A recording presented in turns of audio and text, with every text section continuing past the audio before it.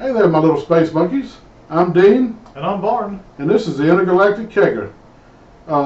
National Monsters Day is upon us, apparently. I got on Google earlier and it said August 14th is National Monsters Day, so awesome. Who knew? Who knew? Hey, we also want to thank everybody. We've already got 567 likes on our Facebook page. That's awesome.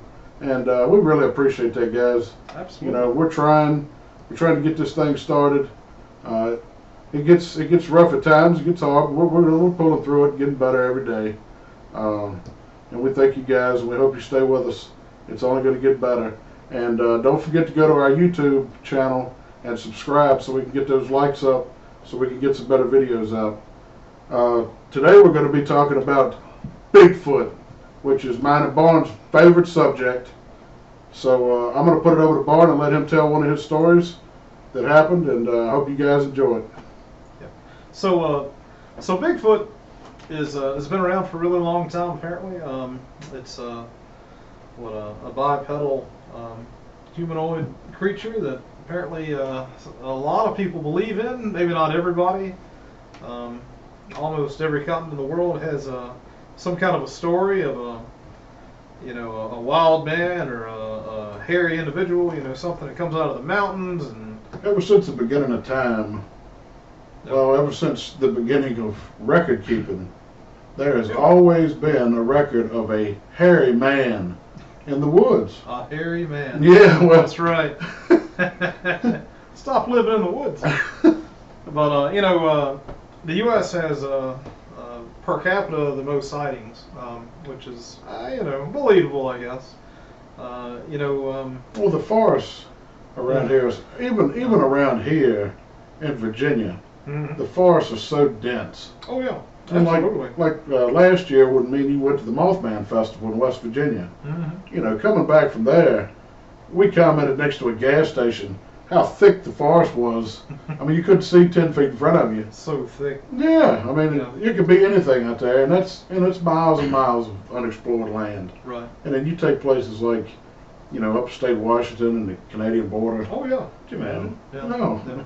It's a rainforest. Yeah, yeah. I went to the Pulaski area earlier today. Today, and it was just like I just noticing going up I-81, just nothing but forest. You can see the utility lines, and there was a new pipeline being built.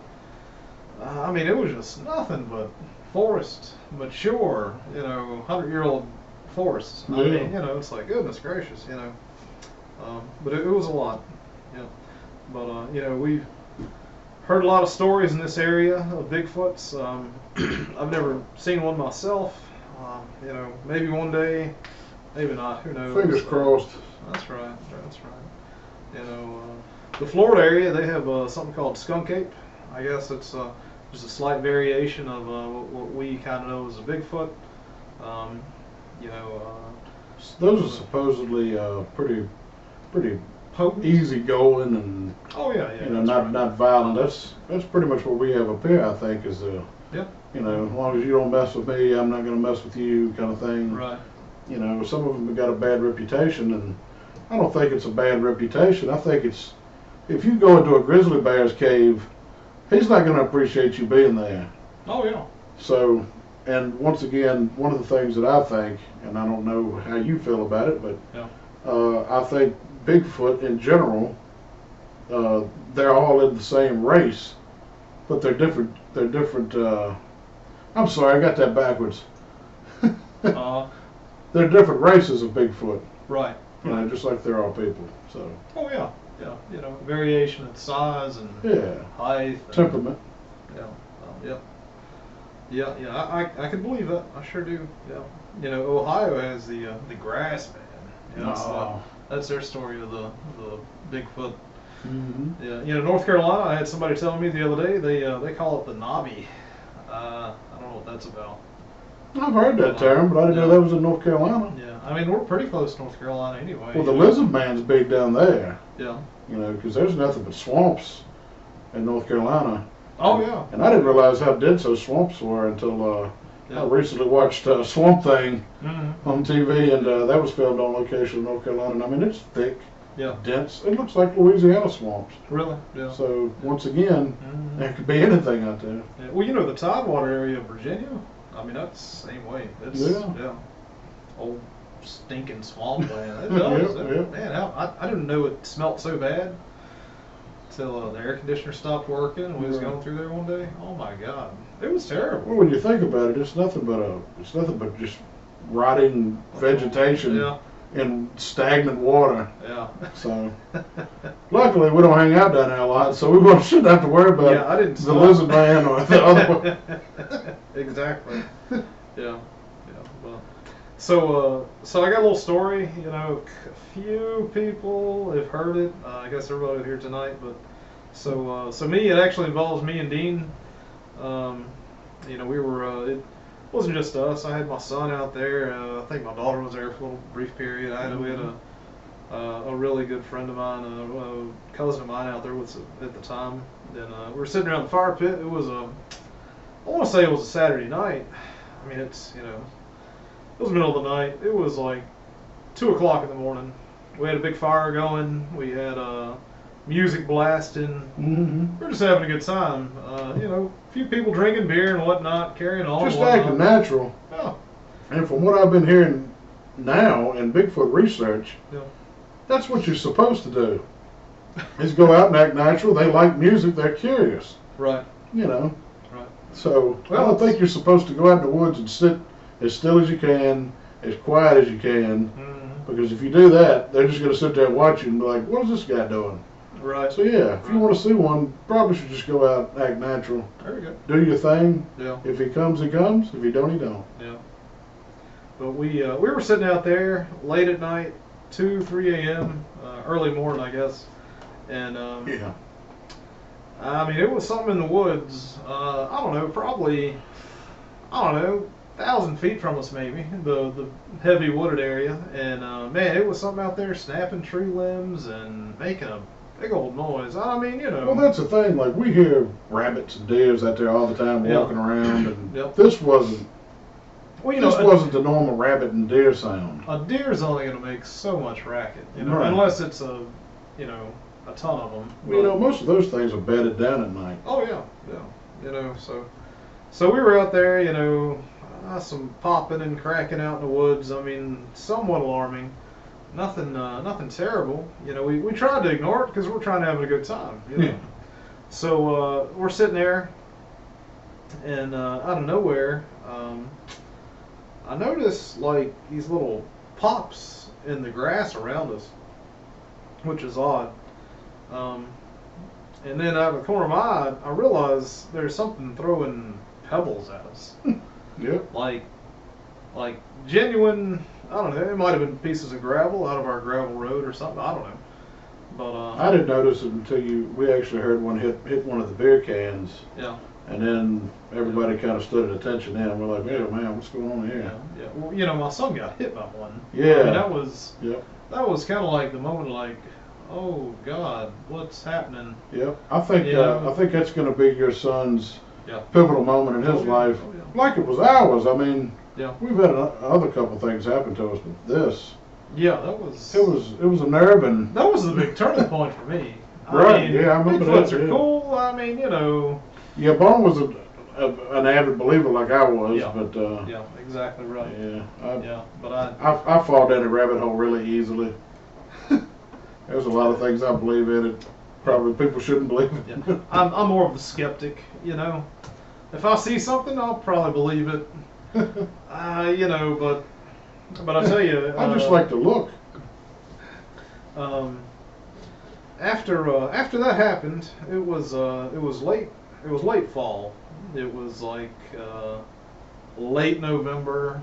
You know, it was cold enough anyway. I mean, it was probably Yeah, it was flannel shirt weather. yeah, it was probably A little bit after you know, October, I think. 30 or something that night. I mean, it was cold for this area. Yeah. I mean, hence that's why we had the fire pit going, Right. and just to have a good time and all. But man, you know, so after the pebble throwing happened, I mean, it went on for a pretty good while. It was odd because you know, like I want to say I heard some like I don't know, weird weird noises out in the woods. I mean, I don't mean like trees popping and crackling and whatnot, like some little like I thought I heard grunts. undertone growl kind of, but like a communication kind of thing. I don't mean like oh get the fuck out of here. I mean like right. You know. Yeah. But it was weird. Once again, everything I've ever heard, they have their own language. Yeah. And I had never experienced anything like that at all. So yeah, it freaked me out, and it was an experience, that's for sure. I got up out of there, you know. Yeah, Barn went on in the house. I'm like, screw this. Me and his son sat out there for about 15 minutes after that, and yeah. it got really creepy with just me and him sitting out there, because this thing was still throwing rocks, and I didn't feel comfortable with just two people being out there, so we went on back inside. Yep. But you know, that wasn't the first time we've sat outside all night, and I say all night because we stayed up really late. Mm-hmm. But it looks like around that time of the year, the fall, going into winter, I think that's when they migrate through here, because that's when we have the most activity. This balls hot summer, they're not in here, and I don't blame them. I wouldn't want to be here either, and I think they pretty much chillax out in the woods somewhere. But as soon as fall hits, man, we got coyotes over here in the field. They start in, and I'm pretty sure that they love. I don't know if they're vegetarians. That's cool. So I know some people differ on whether they're vegetarians or they're meat eaters. Right. But if they're meat eaters, they got good meals over here, because those coyotes, they come back every year. Oh yeah. And there's plenty of vegetation in that field too. Yeah. That field behind Barnes' house is. That guy farms over there, so there's always something growing. And soybeans, I would imagine they'd love to eat something like that. Yeah, maybe. So I don't know, but soybeans. Yeah. It was definitely interesting in what we were doing that night. Yeah, it was terrifying. It done everything. It done everything but come over to the fire and sit down and talk to us. Yeah. It was an experience. Yeah. And like, I don't know, a few days after that, you know, after I guess my nerves had calmed and everything, I went out to the area that I feel that this thing was in, and there was and I had a trail through there anyway, like a really nice bike trail through there that, you know, my kids would go through and ride their bikes and different stuff, and had a little bridged area and different stuff, you know, nice little cleaned up area, and we went out there and there was a lot of pine trees. You know, I don't know, 10, 15-year-old pine trees down, you know, in that area probably, and one of them had a big fork to it. But that's not anything abnormal around here, because we got these little shrub pines, they call them. Oh yeah. You know, they're only about that big around. I mean, a man mine of barn size, we could push them down, we could break them, push them down. We'd done it as kids. We'd lumber through the woods like giants, and knock trees down. Yeah. But there's some things that trees don't normally do. Yeah, yeah. So in this forked pine tree that we had out there in the trail, it was it had this other like pine tree top laying in it, and it was like 15 foot off the ground. Just teeter-totter? Yep, just perfectly balanced. Me and my son were out there, and we were like trying to knock it down and stuff. And I'm gonna tell you what, you know, I grew up playing in the woods. I've never, ever, before or since, seen anything like that. Yeah, if that fell like that, there's just really no uncommon. Yeah, and for it to be completely balanced, you know, and it was odd because the end of the tree was like twisted off. It legitimately had a twist to it. Well, see, that's what gets me, because I remember Barn telling me the story the Friday. We've talked about this 1,000 times. Yeah. You guys, the first time Barn told me this story, when he was telling me, the first thing that was running through my head the whole time was, what did the end of the tree look like? Yeah. Did it look like it was snapped by the wind, or did it look like something had pushed it over and broke it naturally, or you know? But when he told me it was twisted, that's when I was like, whoa, that's not normal. Yeah, it was. I've never seen it before, and I'd never seen it, you know. And that might not be a huge tree, but could you imagine twisted something? Oh yeah. That big round? It was probably 8-10 inches round. Yeah. I mean, it was a lot, you know. The thing that really got me is it was completely balanced. Right. And me and my son, we purposely tried to unlodge it because we were just sitting there like, what in the world is this mess? It wasn't until some months later when I was talking to somebody else and I told them the story and they were like, oh my God, yeah, you had a Bigfoot right there, and I'm like, yeah, sure, buddy, sure. And sitting there and reading up different research and different stuff people have done over the years. And I'm gonna tell you what, from what I understand, that was very typical Bigfoot behavior. The pebble throwing and stuff, trying to, it was probably more like a boundary type thing. Like, y'all stay over there, we'll stay over here.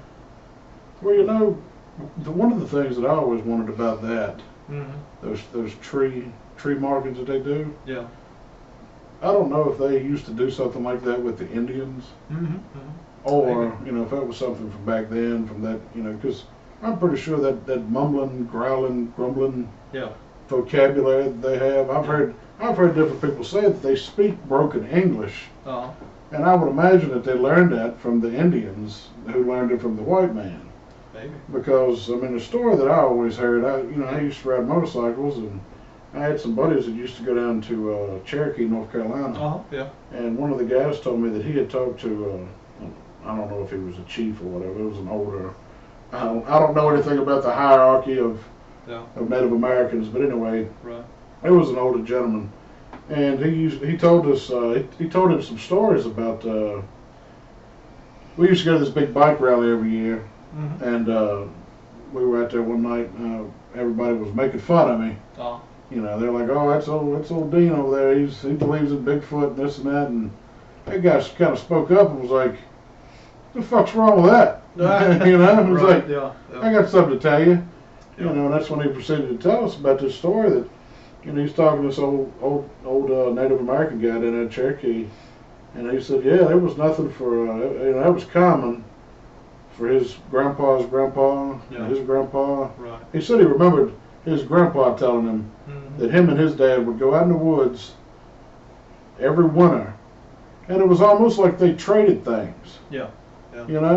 The Bigfoot would come down long enough to trade with the Native Americans, Right. and then they went back into the hills. Uh-huh. And a lot of the things that the Bigfoot would bring the Native Americans were these roots and leaves Yeah. for medicine Right. that they couldn't go up there and get during the winter because it was too rough. Mm-hmm. And I've always thought that was interesting because that's not the first time I've heard that, Yeah. but it was the first time I'd heard it around this area, Right. and I really liked that story. Okay. But the story that I really liked before was about the Native Americans trading with them from before the white man came, Yeah. and they worked together, they lived together, they done everything together, Yeah. Coincided. Right. That's what I'm There trying you to go. say. Yeah. Yeah. And white man came Yeah. wide open. We got guns and music boxes, and we're wide open. And this and that. Look at all this. Right. They're scared of that, so they go up into the mountains. Yeah. The Indians follow Yeah. Yeah. them, and eventually the Indians are like, "Oh, that's pretty cool. I wouldn't mind having some of that. Whatever it be, fire, water, beads, different. We had beads and different things to make quilts out of. Yeah, tobacco, guns, firearms. To hunt." Yeah. And and the Bigfoot from the story that I always heard was the Bigfoot pretty much they put their big foot down Yeah. and told them like you either come to the mountains with us Mm-hmm. or you stay down there with the white man, Yeah. and they chose to stay with the white man, and then I think that's what's been that whole section. That thing has kept us apart ever since. Yeah. Yeah. There's 100 legends like that. Oh yeah. I just wanted to always. It had nothing to do with the Bigfoot, but the one that always I thought coincided with that was that I just watched that Lady in the Water. That legend about how we used to be close to the fairies and Right. the little people and Yeah. just the things of the forest Right. and supernatural beings. Mm-hmm. And man turned their back on that, Yeah. and didn't really have a place in society for them. Yeah. Yeah. And I always thought that was a really cool story. That is a cool story. Yeah. Yeah. Yeah, it's a great The story. the Bigfoot and the Native Americans, that's always been an interest of mine. Yeah. Yeah. I mean, it's cool though, because there was you know, the Leesville area around here. It was actually a tribe that's you know, I guess intertwined with a lot of the locals around here. Do you know the name of the Indians around here? You know, I looked it up one time because I got The like, Powhatans. Yeah, they were in the Richmond area. The Oh, yeah, Powhatan. that's I mean, all, that's that's all Powhatan. Genuinely, yeah. No, I there couldn't was remember who was here. there was a small cluster like in this area. Lived along the river. What's that trail that runs through here? No, I didn't know The that. Seminole Trail. Oh, okay. Seminole Yeah. Trail, yeah, that's true. Yeah, I looked it up one time. I can't recall it because I mean, that's where my family's from, and I'd always heard, you know, like, oh yeah, you're great. Let me see, my grandmother's grandmother was like full out like Indian, and you know. You just don't know what. Yeah, I don't know the name of the tribe. We need to look that up. Yeah, I looked it up one time, but it's been a while. But I've seen the pictures, and I mean, man, it's you know, these old antique black and white beveled pictures, you know, Yeah. fancy frames. You know what I'm talking about? You know, Oh yeah. well, like 1890s or something. They took these pictures, and she was an old gray-haired woman at the time, really high cheekbones. You know, she married a white man. Dark black hair. Oh yeah, dark black Oh, hair. yeah. You know, leather-looking skin. Mhm. You know, heavy tan. Yeah. You know, she married some, you know, small white guy. You know, looked like he weighed about 90 pounds. You know, she's a great, big, strong-looking woman. I guess that's where I get all that from. Oh yeah. You know, but anyway, no, I'd like to find that out one day, but who knows? You know? Well, could you imagine? I mean, this area that me and you live in, Mhm.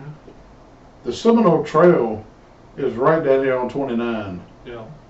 which is how far do you think that is from well, us? Quarter of a mile. Quarter of a or something. mile. I mean, yeah, it ain't nothing. Could you imagine being a herd of Bigfoot? You're out here in the woods, Yeah. and all of a sudden this huge trail of, you know, people start coming through on wagons. Mhm. You know, that's got to be something, you know. Yeah. Plus the Indians around here too. I mean, Oh yeah.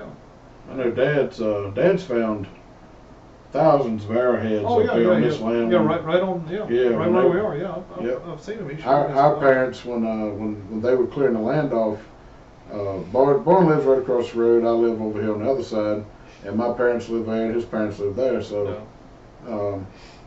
when they were cleaning the land off, Dad, he's always been big into Indian artifacts anyway, and he would go out and he found bukus of arrowheads, pottery, you know, Yeah. different stuff like that Oh, yeah. on this land, and I always Yeah. thought that was cool.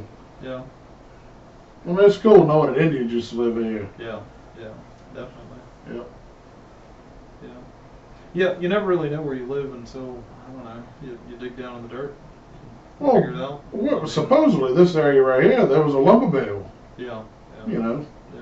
and they used to grow tobacco Mm-hmm. Yeah. on where my land was, because remember, me and you used to walk through this woods, Mhm. and the roads were still there. Yeah.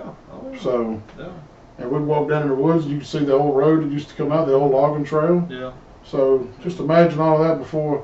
I mean, and of course, that was down on the bottom. Yeah. I imagine you could grow things down there. Oh yeah. There was a creek running. It's a perfect place for the Indians. Oh yeah. So there's no telling what's in those woods. Yeah. I know me and Bart spent a lot of time in the woods when we were growing up, and we heard some things, Yeah. we saw some things, but we don't, we kind of chalked it up to just imagination, I guess. Yeah. Kids being kids, but now that we've gotten older, Makes you think. there's some you things know? in those woods I'd like Yeah. to see, but Yeah. at the same time, I guess you feel different when you're standing face to face with it. Yeah. Yep, absolutely. Well, guys, I think that's going to wrap it up for today. And Yep. thanks for tuning in and listening to a couple of guys babble on about the woods and how we grew up in them. Yep. So, Well, we don't know what topic we're going to talk about for our next I video. don't know. I think we're going to start keeping that a secret. That way we'll keep you guys, biting and wanting some more. But we really do appreciate you guys liking our Facebook page. That's awesome. We try to put up cool content for you. It's a constant thing, It is a yeah. trying to find something, different. Yeah. But we love that you guys like our memes and our pictures that we put up, and we're gonna keep on putting out good videos. So, as always, that's right. If you guys have a Bigfoot story, oh yeah, I'd love to hear it. Y'all can email it, message us, comment underneath the video. Yeah, get the email. That's on there, but it'll all be in the link. Yeah, so. Facebook's got the messenger button. You can send us a message if you got any stories you want to tell. We'd love to have you on the show. Oh yeah. We'd love to talk about Bigfoot again because that's my favorite subject.